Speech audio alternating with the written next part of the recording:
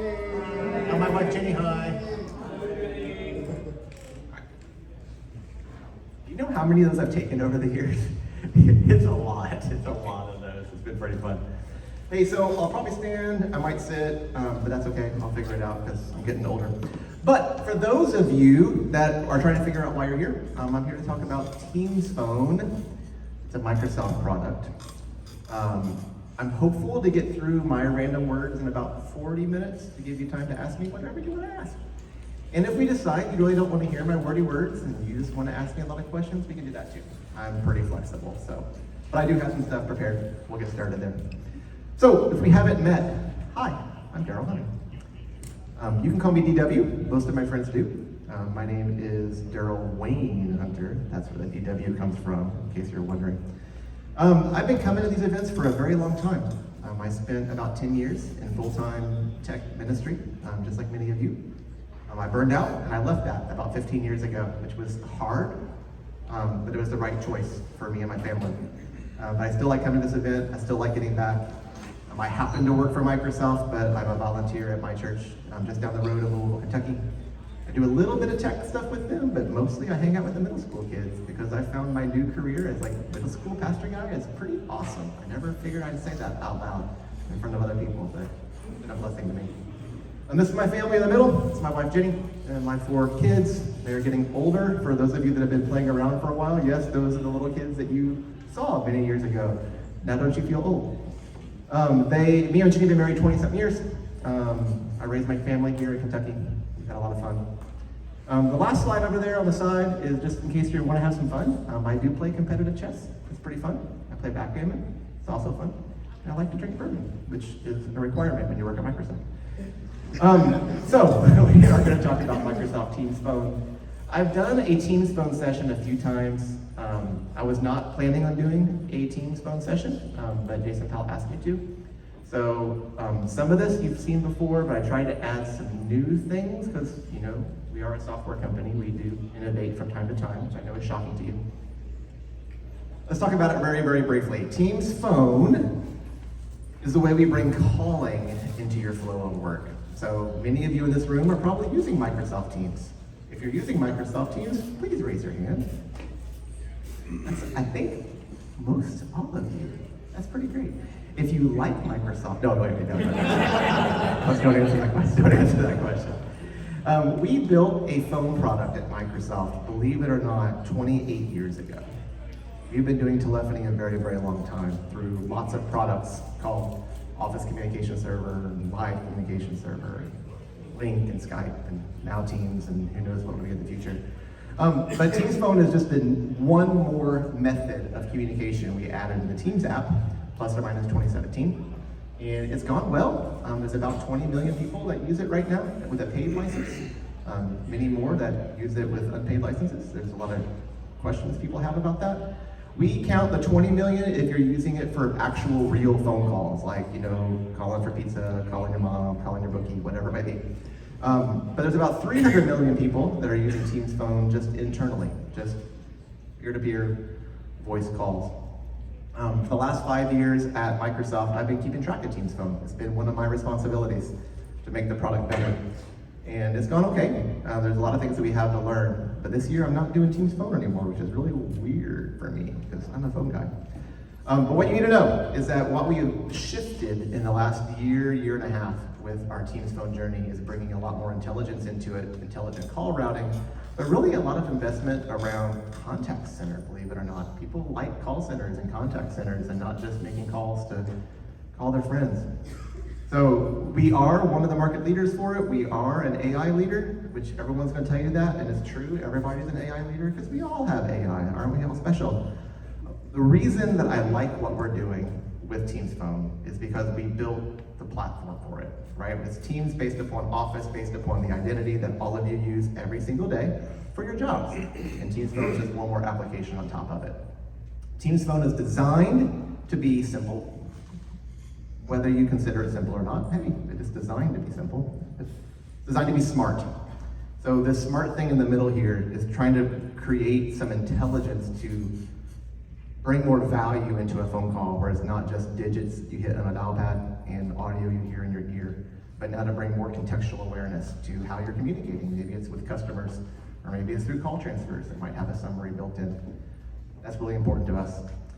And security's kind of gotten important because I don't know for sure if you all read the news or not, but Microsoft's made the news a few times the last few years for some security reasons. And so we have shifted a lot of our development around what we call the Security First Initiative. And so Satya, who's our CEO, basically says, if you have a choice to develop something new or to choose security, you choose security. So that means some of our innovation is slowed because we had to figure out how to get things really secure so we don't make the news again. So let's talk about a couple of those things. Teams Phone, who is using Teams Phone right now in your organization? Quite a few of you. Who is considering maybe exploring Teams Phone in your organization? Wow, that's a lot of pressure. All right, we'll see how we do. Teams Phone is designed to be simple to use and simple to manage. We built that management around a web interface. We call it Teams Admin Center. We also built that management around PowerShell or GraphShell that you're probably already using every single day. So we're trying not to bring new administrative tools. We're trying to bring familiar tools to manage your phone system. The way we build the most simplicity thing around that, I'm gonna sit down for a little bit, is around contacts. How many of you all like the contacts built into Teams? No hands are gonna be raised.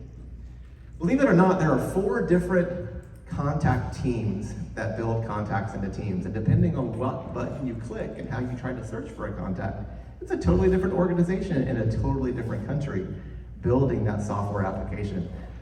But yes, I do see the hand in the back. Daryl, you said it was simple. So aspirationally, it's very simple. Taking all those disparate technologies that have been built into one application is not. But our goal this fiscal year, which started in July, is to get that into one contact management solution across Outlook, across Teams, across Exchange Global Address Lists, so you can add your external contacts and find them easily surfaced as well for things like inbound caller ID, which is kind of a crapshoot depending on how you're doing that today, right? And it's just the reality of what it is. But when you read on the slide, it's like we're trying to build these calls and these contacts into whatever that flow of work is for you. I live in chats, I live in channels, I live in Teams, I live in meetings, I live in Viva Engage, I live in lots of different places, and having a button to make a phone call in every single one of those things is important to me. It should be important to you. You should not have to go to one specific spot to type in the keypad. We want you to be able to see a name, hey, there's that Daryl guy, click, phone call, and now Daryl's on your screen. We're trying to really reduce the friction and make it as simple, whether it's somebody internal or external, because many of you all in this room like to click that button and call me, and it's convenient for you, right? Because I always show up on your screen, hey, how's it going? No, I wasn't busy at all, how can I help you, right? So that's just kind of how we're trying to build the product. We're also trying to build reliability around devices. You all have heard me talk in the past, some of you. I think not last year I did shared calling, but the year before I had a session specifically around Teams devices, whether it's phone or meeting rooms or panels that might be on the wall like this to control your room. That's what I've been specifically responsible for the last few years. And we have been investing a lot in our OEM partners that build our hardware. We went from 3 to like now 45 different OEM partners. We're opening up that ecosystem even wider with some new Android things that we're doing around our devices. So for those of you considering Teams Phone for phone calls, yes, we have plastic phones that go on desks that you can pick up and have a receiver, and then when you get mad, you can slam it and feel really good, right? We do have those devices. Also with Teams Phone, you can have a meeting room device that might show up on a screen like this that you can add people into your meetings. It's the same interface, same management. It's supposed to be the same application. The button might be blurple instead of purple, or it might be on the left side instead of the right side, but it's the same application, which should be intuitive for you. So it should be consistent and a reliable calling interface for you. As customer care continues to evolve, every customer-facing professional in sales... That's not supposed to play. How do I think that stopped? Please stop playing. Introducing the Qs app from Microsoft Teams. Hey, there's this thing called the Qs app from Microsoft Teams, apparently. Have you all ever heard of the Qs app? I'm just curious. Has anybody in here heard of the Qs app? A few of you all. So one of the consistent pieces of feedback we had over the years is Teams does support things like inbound IVR, voice response, inbound call queues, which is our terminology for things like hunt groups that you might have in your existing voice platform. Being able to opt in and opt out of a queue as an agent, maybe like as a contact center, or maybe a pastoral helpline, or maybe like an inbound giving line, or you're having this new awesome capital campaign that people might be calling in to talk about things. Or my favorite, pastor on call, someone has to call in and get that right pastor at the right time. Being able to opt in and opt out of those has been challenging with Microsoft Teams. More importantly, getting reporting of who actually is logged in and logged out and who actually answered the call is really hard inside Microsoft Teams. So we built a new application that we call the Qs app for no other reason than it's catchy. Just say it 3 times. Qs app. Qs app. It's fun. It's really catchy, isn't it? That's not the original name, but that's the one that we chose to go with for marketing. But the Qs app is designed to be able to allow you to manage those call queues, opt in as agents in those call queues, get reporting in that same application. So if you want to do more of those intelligent contact center reporting things, the Qs app's where that lives. And the third bullet point down, some of you all have asked me about this. I think last year, several of you in this room asked me about, hey, when are we gonna get those really rich things like monitor in the ear so I can keep track of my people to make sure they're not rude? How do I click a button and take over that call when they get really rude, right? My boss said that to me a lot. How do I whisper and train in their ear? So in a church or a nonprofit, some of these capabilities are not as common. But many of you, they're very common. And I was working specifically with a large nonprofit this year that uses Microsoft Teams for their annual giving campaign to the tune of like millions and millions and millions of calls. So when they have their contact center banks set up to do their really important giving things, they use this monitor, whisper, and barge takeover capabilities to make sure they get the giving they need, but provide the customer service that they're trying to provide to their constituents, like you and me. The last bullet point at the bottom is some of the AI things that we're building in. So Copilot is the Microsoft AI tool. Many of you probably have Copilot or have heard of it. It's our competitor to ChatGPT or Gemini or some Anthropic model. We call it Copilot. And the Qs app is designed to capture calling information within that call. So then when it goes to reporting, or I click a button that says transfer to bring it, maybe I want to send it over to Sheldon. Now when Sheldon sees the transfer coming in, he gets all this really cool information so he knows why the call's coming to him. Instead of having to say, hey, why are you calling? How can I help you? We're trying to add a lot more of that intelligence into the flow of our people work. And I just said this, everything on this slide as I just said, because I got out of order. That's what happens when you do your slides a week or two ahead in advance. So being able to unify that contact center stuff into the Teams application is top of mind for us. This is really where most of our Teams phone innovation is happening right now. We're trying to expand and add more intelligence and add more, word's not whiteness, more breadth? Breadth, is breadth the word? More breadth into what we're doing with Teams phone. We have built a thing we're currently calling Teams phone extensibility. We have a CRM tool called Dynamics that you may have heard of. Dynamics is a sales tool, is for contact management, and now within that same sales tool that the biggest customers that you can imagine use, being able to have that one-click button to make phone calls inside their CRM tool has been a big deal for us and a game changer. So that third bullet point down talks about Teams phone extensibility into contact center is what I'm describing there. I think I have one more slide to go, and then we'll get out of the simple and go to smart. So in the Teams Admin Center console, we've provided the ability for you to create all these policies around phone systems, but more importantly, have the ability to acquire new phone numbers and to port your phone numbers in. And maybe you bring all your phone numbers into Microsoft, but you realize there's this one thing that's really important that Microsoft doesn't do, so maybe you want to take some of those phone numbers back out of Microsoft into like Twilio or some other application. The Teams Admin Center is designed to be that one spot for you to go to manage your entire phone system. And most of it's there. 85, 90% of it's into one console that you can manage your environment. Let's get out of simple and start talking about smart. This has been some of those really cool things that we've built. I think there might be a video. If it starts playing, I'll stop it again. I try not to play too many videos because you never know for sure what language they're going to be in. I think this is in English. This particular section, There it is. I knew it was going to happen. And receive call. This is one of those new things that I wanted to talk to you all about. So inside Teams Phone, we have integrated Copilot for lots of intelligence, mostly around call transfer at first. So to be able to capture all of the really rich contact information, really rich customer needs. So then when I click a button, whether it's on a desktop app like I have in front of me, or a plastic phone that sits on my desk, when I click that button, it can summarize, not just like actual transcript words, but a true summarization of Daryl's calling from Contoso. He has a complaint about the pricing on whatever that product is, and he needs to talk to an expert, blah, right? Being able to take those really rich insights into a phone call and transfer it. That's a really important thing. Likewise, being able to capture draft notes, because I don't know about you all, but I might have a really important conversation with Ryan, and we spent a lot of time a week or so ago talking about Teams rooms, and like, what does this look like? And I hang up that call, and he hangs up that call, and like, man, what was that thing that Daryl said? That was pretty smart. What's that thing that Ryan said? I sure wish I had all of that summarized and sent to me at the end of the call. That's what we're trying to accomplish with some of these new tools inside Teams Phone, being able to bring more reporting and bring more insights to you so you're more productive and not just making calls.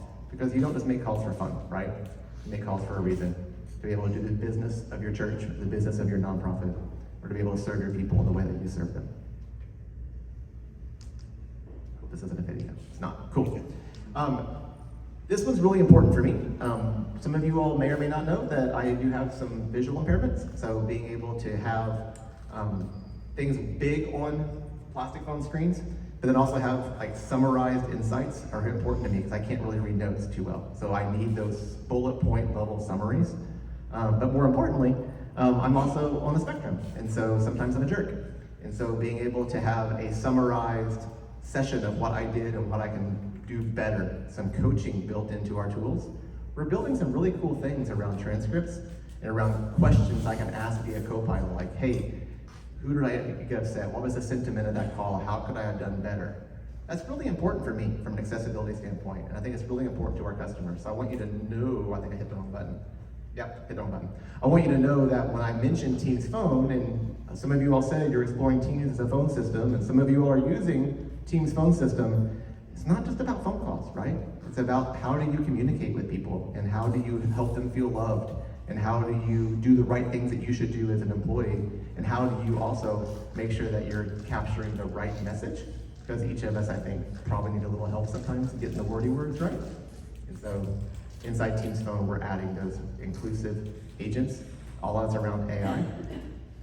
The last bullet point, I've demoed this before. I didn't think it would work very well in here, so I chose not to do it. But we have built in a lot of really great voice isolation. So I work from home, and I've got some kids at home, and I have a dog that likes to bark when the food comes, because we get our food from Walmart. And whenever it comes, the dog goes crazy. So having some of those really rich voice isolation features are helpful. But more importantly, my team is a multicultural and a multi-language team. So for me to be inside of a team meeting and talk the way I talk, sometimes it's a little bit y'all-ish, and sometimes it's a little fast. But my coworker Soraya, who's in Kyoto, can click a button, and now while I'm talking, she's about 5 seconds later hears my voice in her native language.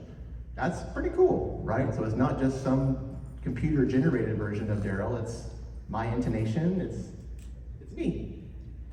The AI version of me, which is scary, I think, to many of you all, but I think what's really cool about that is now we're able to bring more and more of this inclusivity into our Teams Phone environment. So when you think through, like, there's a vendor outside, I forget their name, they may even be in here. They're on the far side, back by Dave Spoodar's booth, and they do some really cool things. They have a video playing in their booth right now of someone speaking in like Spanish. So being able to add more and more voice inclusivity into a phone system, believe it or not, is becoming like those differentiated things. And we're not the only one that does it, but that's top of mind for us, to bring more and more of that really cool, smart things into Teams Phone.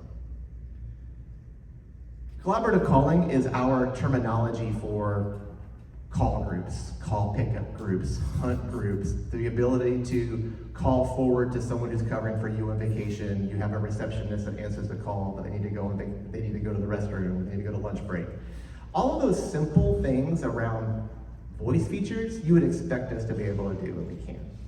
important for me to have a slide about that, because if you're just now exploring and learning what Teams Phone is, yeah, we can do that. It's completely not sexy and exciting. It's just technology, but phone system is also just technology. And so it's important to know that we can cover all of those basic delegation, boss admin, shared line type things.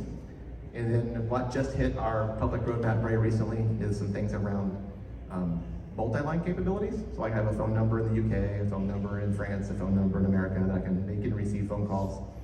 For some of you all, that might be silly, but for those of you that are multi-site, I think you can already see the value in that, right? So for you to have a phone number for the Amarillo campus and a phone number for the Houston campus, and when you make an outbound call, it comes from a local caller ID. So people think that you're local and they believe that you care about them locally, because you do. But being able to do that automatically is important. Not just all your calls coming from 425, which is the Seattle, Redmond area code that I work out of, but I live in Louisville. So when I make phone calls and people are like, oh, you're calling me from Redmond. No, I'm calling you from Kentucky. Can't you tell? Y'all? Right, so I think I have like a couple slides left here. This is an animated GIF, no video, sweet. So we've added, believe it or not, click to call. I forget what year this is, I think it's 2025, right? But being able to add that ability on your website, or whatever your application is of choice, maybe your mobile app in Church Center or Sunsplash or whatever it might be, to, hey, click here to talk to a pastor. Like, that's really cool. And I think people today want that out of a phone system. They may not think that's a phone system capability. They may think that's something else. But we're adding some of those click to call features. And we have two different ones. We have some inside Teams natively and some inside what we call Azure Communication Services. But the ability to add more and more abilities to serve and contact people is important, and we build it as well. All that API talk. Did I use that word right? API? Is that how you spell it? API? I can't spell it. Call queues and auto attendance are our methodology by which you can take a simple inbound call and send it down a branch. You know, thank you for calling Contoso for blah, blah, blah, press 1, blah, blah, blah, press 2, and know that you're routing the right call to the right people at the right time. Of course, yes, we can do that. And what we've been adding to this, and we're adding more and more to this, is around language, and it's around real speak. So not just like saying one, customer service, operator, I hate you, right? So not trying to add that, but adding a little bit more intelligence to be able to route the call. Pastor on call, for example. Let's get out of smart and go into secure. I'm about halfway through on my slides. I think I'm doing pretty good on my time. Are we doing okay? Have I lost anybody? No one's left yet. No one's asleep. Hopefully this is what you paid for. $99 whole dollars. So the reason I'm talking about security, like I mentioned, we made the news, but more importantly, it's important for you to know we're investing a lot and to make sure that our communication platform is not going to leak your customer information. In your all situation, that might be giving records. That might be the people that go to your church. It might be people that are in the middle of maybe some counseling and that their information is private. Like, you know, when my wife and I invest in people, we have a system by which we put information into a system. I just have to trust that it's safe and secure because people have real things they talk about. Those real things in the Microsoft world are probably tied to a Microsoft record, an intra directory. Spoiler alert, Teams Phone is based upon intra directory, so it's all kind of tied in together. So it's important for you to know that we are making things a little safer, and we're adding more peace of mind around Teams Phone as a phone service, tied into all that really rich information that you have around your employees and around the people that might use your phone service. So we're adding more and more things around AI, like I mentioned. I can beat the dead horse around that. This one, though, is pretty cool. For the networking folks in the room, where are my networking people at? Hey, a few of you all, nice, one of us. How do you know if a call's good or not? Oh no, how do you know if a call's good or not? If someone complains, is it called that? Right, so adding some call quality dashboard and real-time call analytics is getting better. We still have a long way to go, right? We have several different ways that we can provide analytics and provide call detailed records, and we're trying to make it better and to make that networking insights better for you to help build.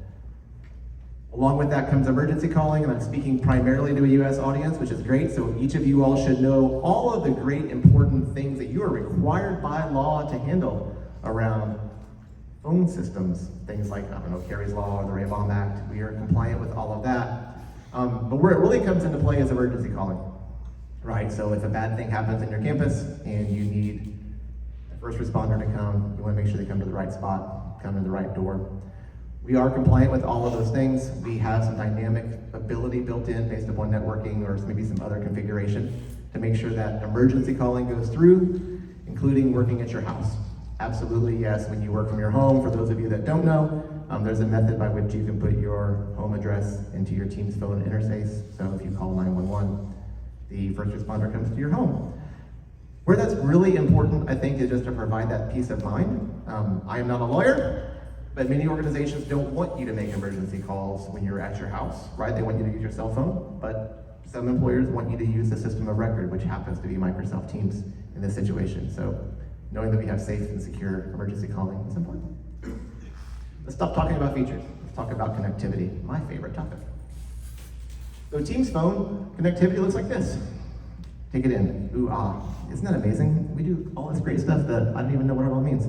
But what I can tell you is that Teams phone is built upon the ability to get phone numbers and to make phone calls in multiple different ways. Our first party is called Microsoft Teams Calling Plans. There's a license, I want to talk about this in a second. But there's licenses that you buy, and you acquire your phone numbers from Microsoft. That means Microsoft is your telco provider. I don't know how you feel about that, but that is true. If you use a first-party calling plan, you are paying a monthly service for Microsoft to be your telco provider. And what's really cool about that is that we have some downstream carrier arrangements all over the world where we're providing this now, I think, in 47 countries. It's pretty awesome. When we first started doing this, we were in 3 countries. We were in the US, Canada, and the UK. And so seeing that grow has been amazing. I think we just launched Mexico last year, if I remember right. Brazil is in the final processes, so that's pretty neat to see. In the middle, you see where it says third-party calling plans. We do offer what's called Operator Connect. That means if you are an AT&T customer, or a Verizon customer, or T-Mobile, or Colt, or Orange, or UK Gold, or whatever you might be, T-Mobile, in Germany, right? You can now bring that same service into Microsoft Teams natively through this partnership called Operator Connect. But for many of you in the room, and I know who you are, you like to have full and total control of everything. And you can do that as well, right? You can have your favorite carrier that provides phone numbers, and you can build equipment in a rack that has blinky lights that you can see and touch and be really happy about. And we do that with this thing called direct routing. It's a way for you to bring in a phone service that you pay for outside of Microsoft, and you can connect that phone service into Microsoft Teams using a thing called a voice router, a session border controller. Audio Codes or Cisco or lots of different vendors make those, and now you can make and receive your phone calls through that third-party carrier that you pay for every month. The reason I kind of talked about those 3 things, and I have some slides in a second, I think, that talk about maybe a architecture drawing, is that we designed this to be simple. You don't always have to go to Microsoft to be your telco carrier. We want you to have options. We want you to know that you can provide lots of great services in Teams Phone that doesn't require you to fully buy into the per user per month service unless you choose to. The very bottom, around device and endpoints, we have a wide variety of certified endpoints, whether it's a headset or a speakerphone or even AirPods work really well. They're on our list now as a compatible thing. Believe it or not, Apple and Microsoft. You would have thunk it. Teams Rooms, the terminology we were using, I think, is this would be a Wii space. So if you're in a Wii space, you might have a certain type of device, whereas you're in a Wii space, a personal space, it might be a headset. But when you go to our website, and I have a resource slide that'll have a lot of this for you if you want to explore more, or come find me. I'm really easy to find. I have one and only one slide on shared calling this year. So for those of you last year who spent an hour with me, I summarize it all in one slide for you. Here one. Shared calling is our method by which you can make and receive phone calls with one single license. We do offer a way for inbound calls to be simple and outbound calls to be simple. It handles things like emergency calling. Where this really, really makes sense is environments around like warehousing, or environments around call centers, or environments where not everyone needs to have their own dedicated inward number. In your organization is probably like that. Chances are high in your organization, not everyone has their own dedicated private number. Shared calling is a great solution for you. If you are an organization that everybody has their own dedicated number, awesome, that's great. Shared calling may not be the best thing for you for most of your employees, but it might be really valuable for volunteers or really valuable for shared spaces like this to be able to make sure your outbound calls go to the right emergency services, but then inbound calls are hidden and they go right to the receptionist like they're supposed to, right? That's what shared calling provides for you. Native feature inside Teams Phone. This is one of those things I mentioned. Teams calling plans, this is all the countries that we have. It's a nice little bingo sheet down here. Can't you read all those? I sure can't. That's really terrible. But these slides are available in the SCED app, so if you go to the SCED app, you can grab a copy of this and read it. It's probably going to be in much better quality than what you see now. But Teams calling plans, again, are the Microsoft first-party method by which you can have a phone number, and that phone number is assigned to a person. That phone number is assigned to an identity. That might be a person like you and me, or it might be a room or a shared space, something with an @ username inside your enter directory. Operator Connect, again, is that method by which you can use an operator like AT&T or T-Mo or Orange or whoever it might be to have that carrier contract that you may already have and be able to bring that service inside Microsoft Teams. I don't know if this slide says it or not. It's really small. I can't read it. Remember, I'm visually impaired, but I think we're in like 190 countries. I mean, we're all over the place when it comes to Operator Connect, which is great because we cannot service that many first-party calling plans in 190 countries. Like we're in like these 30 or 40. But being able to scale through Operator Connect has been really smart for us to build the momentum around Teams Phone. And then direct routing covers the rest of the world, right? Because everyone can get phone service pretty much anywhere, including like island nations. So knowing that you can get phone service and take that phone service inside your environment, this says 180 markets, that sounds about right. But this slide right here is probably the money slide that'd be the most valuable for you when you grab these slides off of SCED. This is like, how do you make the right choice? So for those of you that are considering, you have options. Many places would start with calling plans because that's the most simple for you to build up a proof of concept and a pilot. You click a button to buy a license, you click a button and get a phone number, and now you can make and receive phone calls and tell me what you like and don't like about it. It doesn't require the complexity of signing a contract with like Operator Connect. It doesn't require the complexity of building up a session border controller like direct routing. You can kick the tires, and then you can move left or right. You do not have to have all of your users on one, right? You have some users and identities that might be calling plans, some users and identities that might be Operator Connect. You have that choice and that flexibility. It's not required to do all one and not the other. It's designed to be side by side. And I think as I wrap up my talk track, I do want to talk briefly about licensing because it is Microsoft. Everything has a license. It's important for you to know. We'll talk about it briefly, and I think we should have plenty of time for questions. I hope I didn't go too fast. I do hope that I'm getting you to a point where you can ask questions you might have, and we can talk about whatever you want. So from a Teams Phone licensing perspective, the licenses are covered in several different ways. Of course, there's several different ways. So for those of you that are running a bundled license, like Microsoft 365 E5, E5 includes a Teams Phone license, but E5 does not include a calling plan. So as you think through the bingo sheet of what you need around Teams and Teams Phone Standard and Teams Phone Standard for Frontline, which probably wouldn't apply here, but maybe it might, calling plans and M365 E5, there's a chart that will tell you what you need and how you need it, but here's how you keep track of the difference. If you want to use Microsoft as your first party phone service carrier using a calling plan, then you have to buy a calling plan.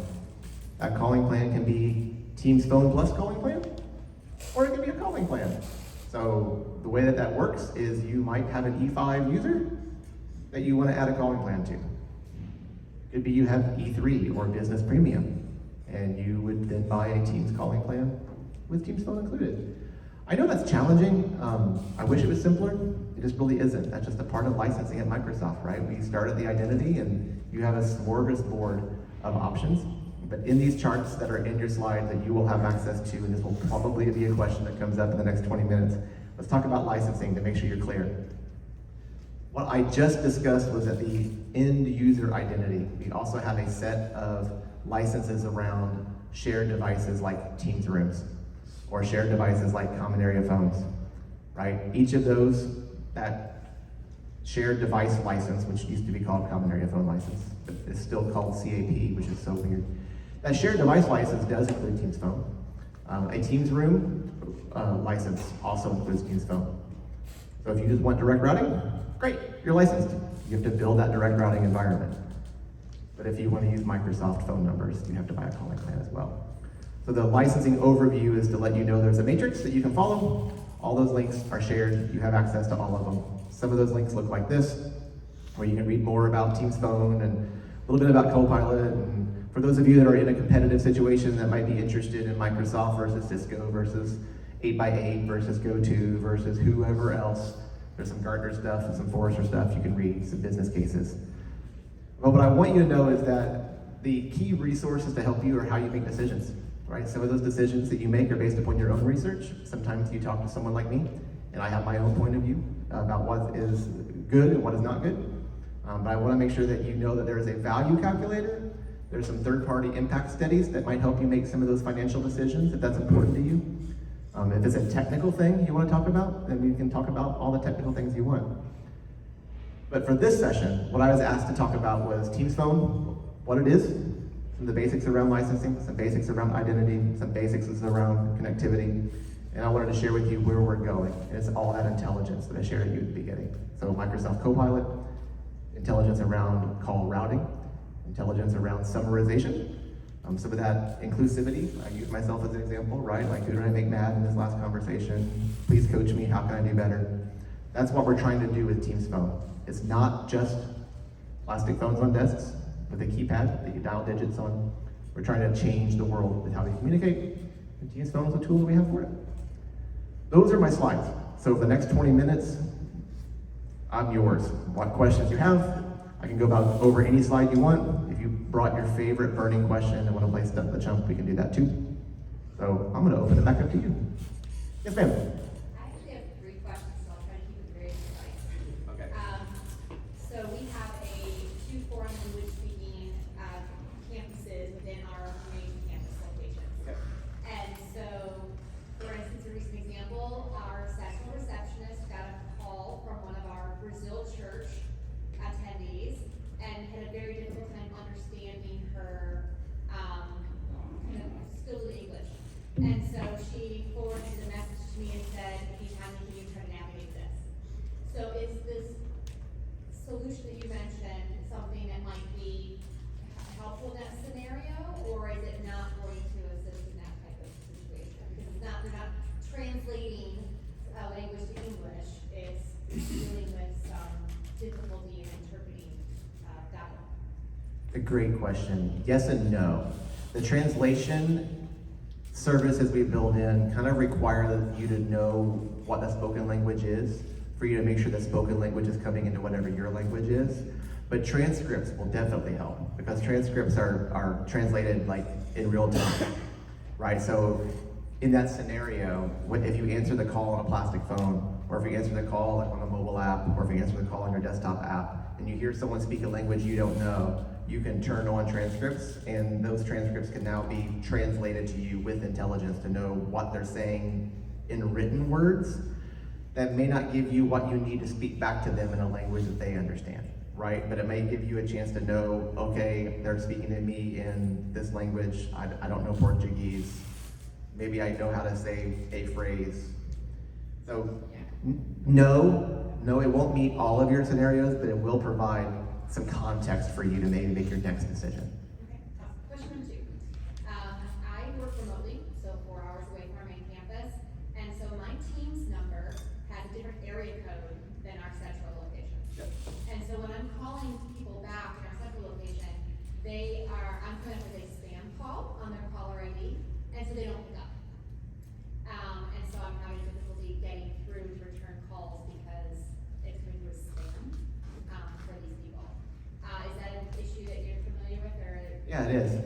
So it's a great conversation. So the question was around area code presentation, and also maybe the call comes across as spam. Let's take them piece by piece. The fact that your phone number has a different area code than maybe where you're calling, you can address that administratively. You can do caller ID policies.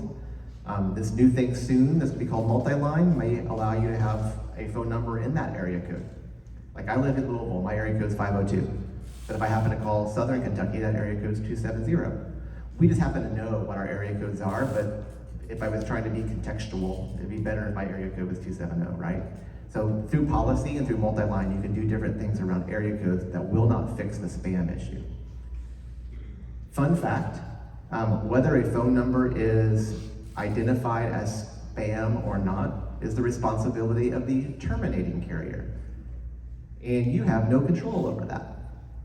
So when you make your phone call and it leaves your campus and then it traverses wherever it has to traverse, anywhere in the world, that means where the phone number is answered, whatever state or country that might be, they have the ultimate responsibility to make sure that phone number is presented properly. How do they do that? Great question. This is the wild, wild west of telephony. So for old school telecom guys like me, yeah, it's the responsibility of the terminating carrier. So what we do to try to help with that, if it's a Microsoft first party calling number, we have access to what's called Stir Shaken. Stir Shaken is a database that can attest whether that phone number is coming from a known good source. So an outbound call from Teams phone to anywhere in the world, you can work with Microsoft. We have a telephone number service desk that's available inside the Teams Admin Center, and there's a white paper that I would love to follow up with you on. I will forget, so come find me afterwards. Or maybe I'll find the white paper and put it in the SCED app. I'll do my best to put it in the SCED app. If not, I'll make sure you get it. It's a white paper I wrote a couple years ago that has some good public links. Some of those are FCC.gov links for America, but some of those are Microsoft Learn articles. And there's 3 or 4 or 5 things you can do as a customer to ensure that your phone number is registered with the Microsoft phone service and our downstream carrier. In the States, that's bandwidth, but like in Europe, it's cold. To make sure that at least our next top database is accurate, and then hopefully from there it gets the terminating carrier accurate as well. There's things that you can do. It doesn't guarantee it, right? Because it's responsibility of the terminating carrier, but there's certainly things you can do in your environment to make it as best as you can make it. Final question. Yep. I'm on a Teams headset most of the day and calling people with my laptop. There are times, probably I would say maybe 1 out of every 15 calls, where when I'm going to call someone back, it just gets hung up on the dial out and just will not connect the call. But I can pick up the Teams app on my cell phone and dial out and not have a connectivity issue. So is that a scenario that you're familiar with also? Not at all. It's not expected. It shouldn't be that. Right, so I'd suggest a support case to figure out there's something specific. If you're using a certified headset like Jabra or Poly or Yealink or one of them, they might have a support case. If you're using something you grabbed off of Amazon, maybe not. No, it's just a basic, it's a Teams headset, like it's got the whole Teams Teams logo logo on it. on it, yeah, it's probably on our certified page. There's like so many OEMs that make stuff, right? It's not supposed to do that, for sure. Yeah. Yes?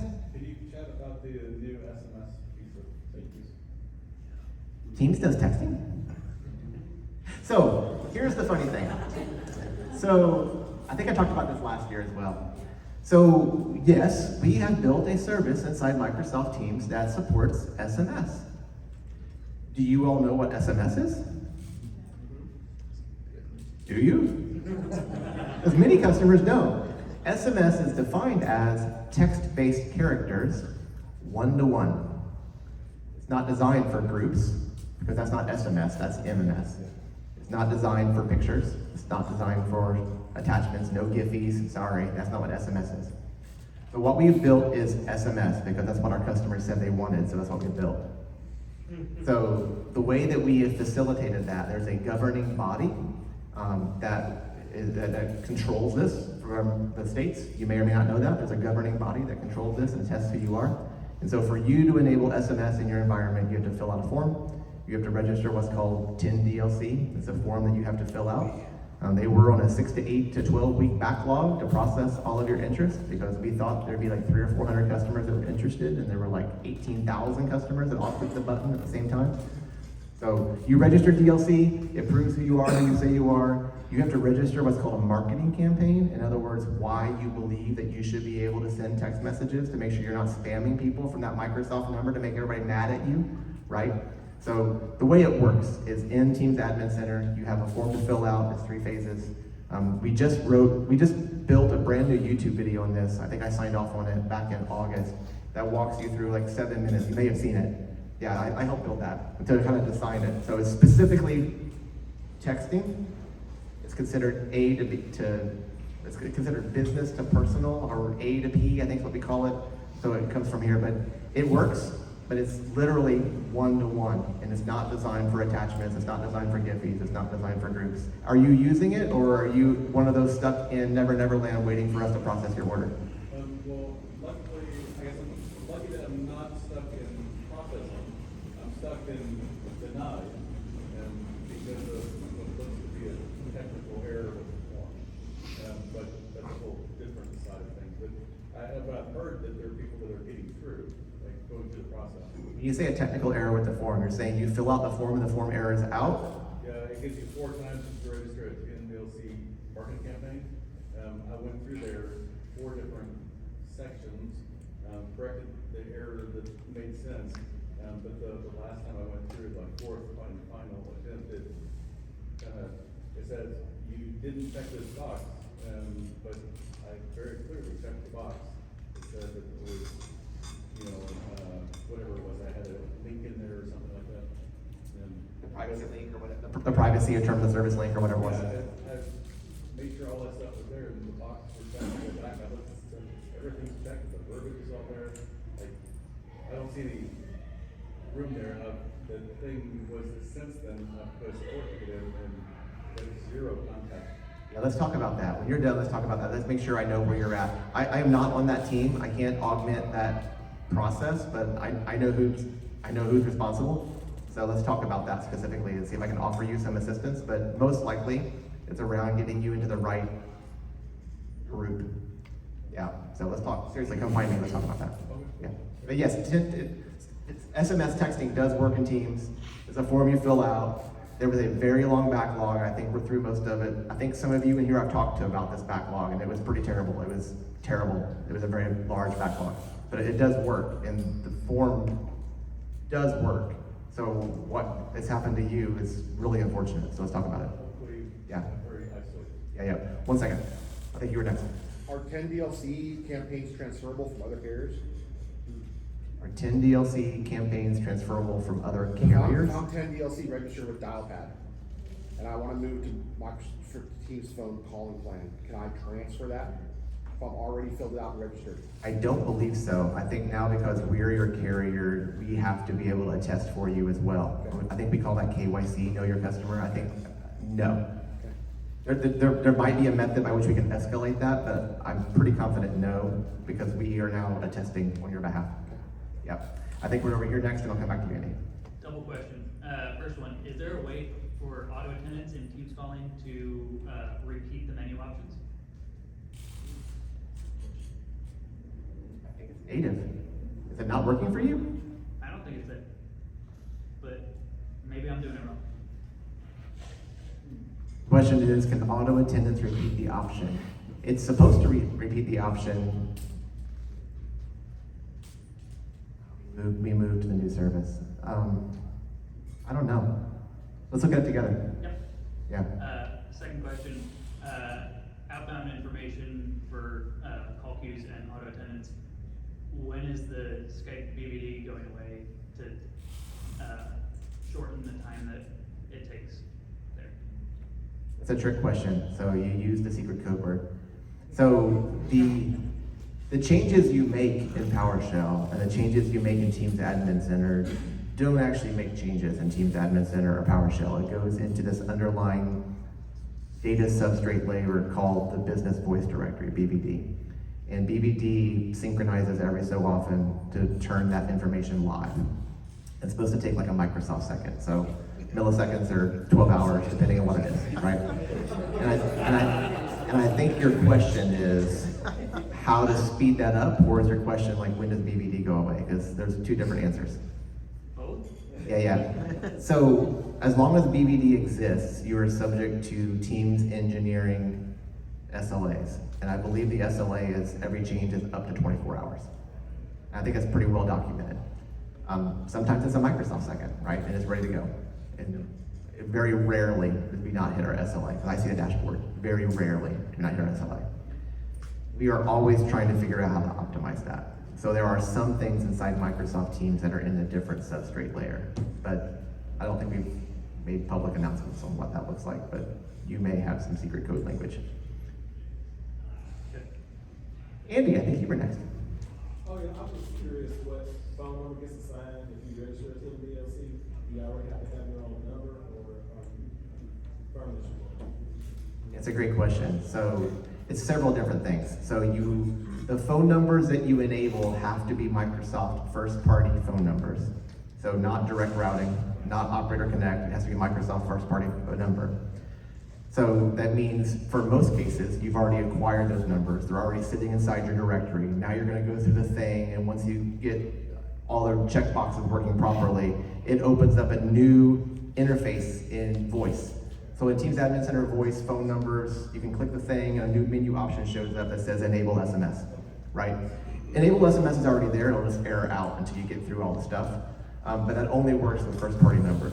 So the second part of your question is, what if I now build a new campus and I acquire 20 new numbers? Do I have to go through 10 DLC again? No, right? Those new phone numbers you now are able to immediately enable based upon your prior 10 DLC that you've done inside Microsoft.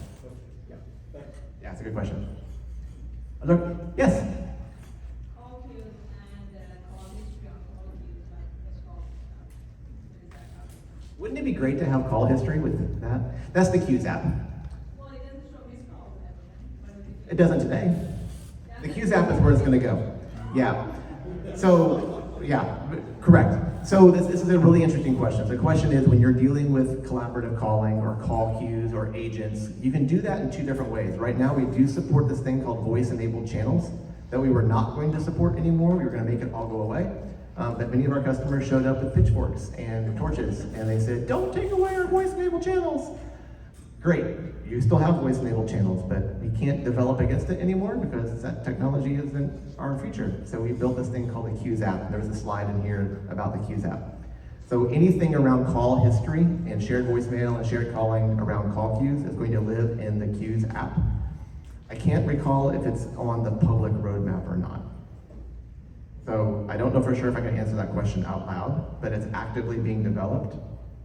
It's gonna live in the Qs app. Yeah, but if we need to talk under one of your NDA conversations, we can do that in a scheduled call sometime if we need to. But that's where it's gonna live, is in the Qs app. It's in active development.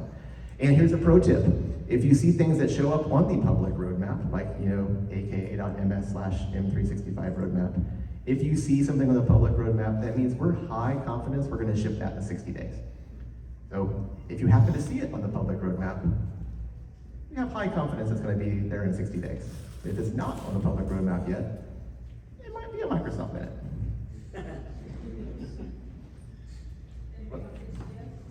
Say again? I said, if it's not on the 60 days, it becomes 60 years. 60, I'll be old and dead. I'll be retired in 5, I don't know. Maybe 8, we'll see. Play bingo on that one. What else we got? What other great questions do you all have for me? You have 5 whole minutes left. Sir.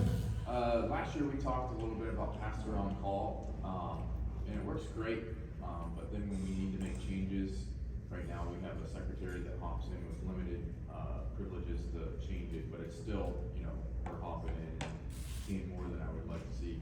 And I saw something with shifts a couple weeks ago, and I was wondering if that's like maybe an option to like have the pastors maybe switch themselves, or what do you think about that? That's a great question. So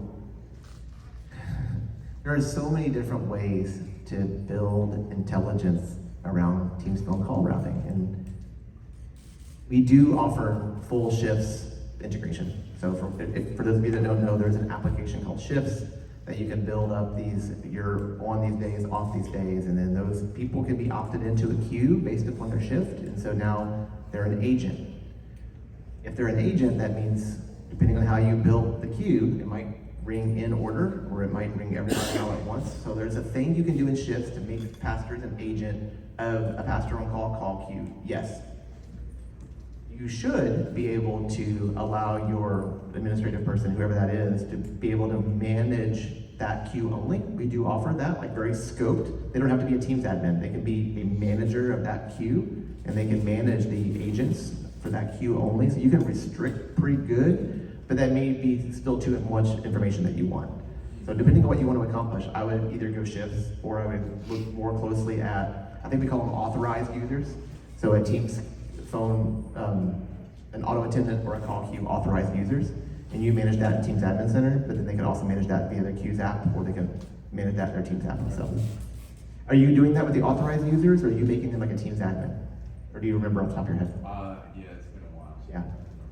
Yes, shifts authorized users. Unless anybody else has a better way to do that, I'm all ears. Well, I'm just wondering if it can be campus specific, because we use shifts, and I have it built out so that different campuses have different, like, campus directors. Mhm. And so could you do it so that there's a different director for each campus and shifts who has control over approving or denying the swap, and they can also have access to making and manual changes? Sounds like you all have a conversation to have. I think we talked about the way that you were doing shifts last year around facilities, like primarily. Yeah, and I think what's really cool about what you were doing, you taught me a lot last year that was really valuable. It was really creative. And so a lot of what we talked about last year, some of that now exists in a product that didn't. And so what I like about shifts specifically is that if you have a workflow already around doing personnel management, then being able to use shifts to manage a phone system, an expected phone ringing or not ringing would be valuable. So there might be a combination of shifts that you can adjust, some sort of delegated control, or the native solution inside Teams would be the authorized users. But it sounds like you two might need to have a conversation. She's doing some really creative things. Yeah, we spent about a half hour together last year. She was teaching me a lot of cool things. Yeah. Anybody else? Yeah. So I just remember, so I was trying to like set up a authorized user so that the person can like record the greeting and stuff. But I noticed like you can only give them access to like the greeting section and not under like the greeting with the menu options. Is that something that is just like you guys not implemented yet, or? I'm gonna show my ignorance. So the question is, when you create an authorized user that has access to change greetings, can that also change like the voice options? Option 1, option 2, option 3. I think that's your question. No, it's just it's because I wanted like there's like two options. There's like the greeting, but then there's also another option that you can add an audio clip with the menu options. Maybe we need to look at it together, but what I was gonna say is that some of our authorized users are also behind Teams Premium. So there's like the standard things you can do inside Teams. There's also a license called Teams Premium, and with Teams Premium, we have some additional features that unlock. So when you go to like our learn.microsoft.com page that talks about authorized users, some of the things that are in the bullet points have a little blurble pill next to it that says Premium. So it could be that what you're looking for is a premium feature, you may not have premium, but we can look at it together. Yeah. All right, I got time for one more question. I'll give you back 20 seconds. Hey, there you go. So we have, our receptionists have been just seeing the updates because we've been on Teams Phone on the front end. So we're direct routing, but we already see Teams for 2 years. And they've noticed every time we do a UI change, they're seeing it, and it's disconcerting. And if I don't know it's coming, I can't tell them. Is there different rollout channels for updates on the Teams UI? So they're struggling when anything changes location or size or any change, they need retraining. Trick question. Yes, there are several different rollout channels. There are 2 public ways to do that. One of which is to be a part of what we call the Technical Adoption Preview Program. It's called TAP. TAP is usually an invite-only program. And to be a TAP customer, there's some gives and gets, right? We expect you to participate in bugs, we expect you, there's things like that. But the one that's most common is the early access, EA. We used to call it public preview. It puts you in a different ring. You may or may not be familiar with that terminology, but there's ring 4 is general availability, but there's a ring called 3.6, and 3.6 is our early access ring.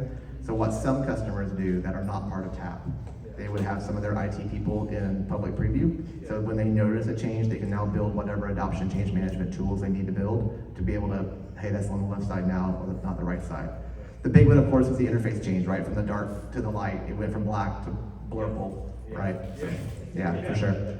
But early access is what you're looking for, and some of your IT people can have access to that, or maybe even some of your your champions that might be the ones that you work with, get them in early access. That's probably the easiest way. Yeah. You bet. Thank you all. It's good hanging out with y'all today. Thank you all.